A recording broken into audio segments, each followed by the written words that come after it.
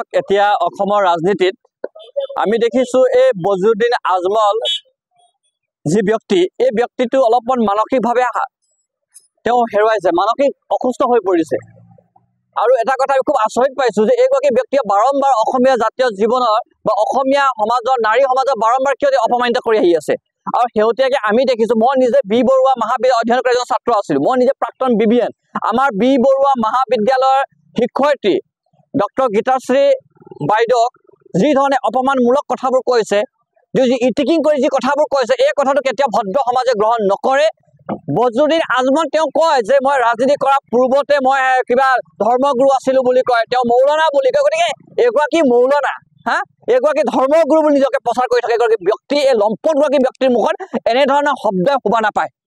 গতিকে আমি এই বিশেষ সমাজক আমি অনুৰোধ জনাইছোঁ যে এইগৰাকী ব্যক্তিক আপোনালোকে মৌলানা বুলি ভাবিব নালাগে। এইগৰাকী মৌলানা হ'বই নোৱাৰে যি ব্যক্তিয়ে নাৰী সমাজক সদায় অপমান কৰি আহিছে। ইয়াতকৈ পূৰ্বতেও বজলুদ্দিন আজমলে অসমীয়া জীয়ৰী বোৱাৰীসকললৈ বিভিন্ন কথাবোৰে তেওঁ অপমান কৰি আহিছে, এতিয়া পুনৰ এবাৰ কৈছে। গতিকে বজলুদ্দিন আজমলক হিমন্ত বিশ্ব শৰ্মা ডাঙৰীয়াক আমি দাবী উত্থাপন কৰিছোঁ যে হিমন্ত বিশ্ব শৰ্মা ডাঙৰীয়াক বাৰে বাৰে কি কয়, নাৰী সুৰক্ষাৰ কথা কয়, নাৰী সমাজৰ কথা কয়। নাৰী সমাজক আমি পৃথিৱীৰ মানুহবোৰৰ মাজত প্ৰতিষ্ঠা কৰিব লাগিব।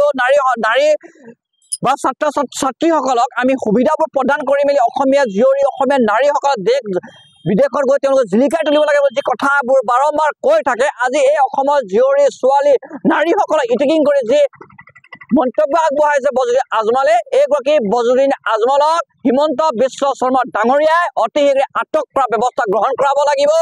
আৰু এটা কথা আমি ক'বলৈ বিচাৰিছোঁ যে হিমন্ত বিশ্ব শৰ্মা ডাঙৰীয়াই আপুনি কঠোৰ নিৰ্দেশ দিব লাগিব। বিভিন্ন সময়ত আপুনি যে DGPক কঠোৰ মন্তব্য দেখিছোঁ যে আমুকক এটেক কৰিব লাগে, কিবা কৰিব লাগে বুলি। আজি আপুনি এগৰাকী শিক্ষয়িত্ৰী সমাজ প্ৰতিষ্ঠিত এগৰাকী নাৰীৰ বিৰুদ্ধে কথা কোৱা বজলুদ্দিন আজমলক আপুনি আটক কৰিব পাৰিবনে নাই, আপোনাৰ বুকুত দম আছেনে নাই, এই কথা আজি ছাত্ৰ মুক্তি আৰু কৃষক মুক্তি আমি আগ্ৰহেৰে বাট চাই আছোঁ। আৰু এটা কথা কিন্তু স্পষ্ট, যদি বজলুদ্দিন আজমলক হিমন্ত বিশ্ব শৰ্মা চৰকাৰে আটক কৰি যদি কাৰাগাৰত প্ৰেৰণ কৰিব নোৱাৰে, তেতিয়াহ'লে হিমন্ত বিশ্ব শৰ্মা আৰু বজলুদ্দিন আজমলৰ মাজত ইলু ইলু চলি আছে বুলি আমি ভাবিবলৈ বাধ্য হ'ম। আৰু বজলুদ্দিন আজমল হিমন্ত বিশ্ব শৰ্মাৰ বুকুৰ কুটুম হয় বুলি আমি ভাবিবলৈ বাধ্য হ'ম।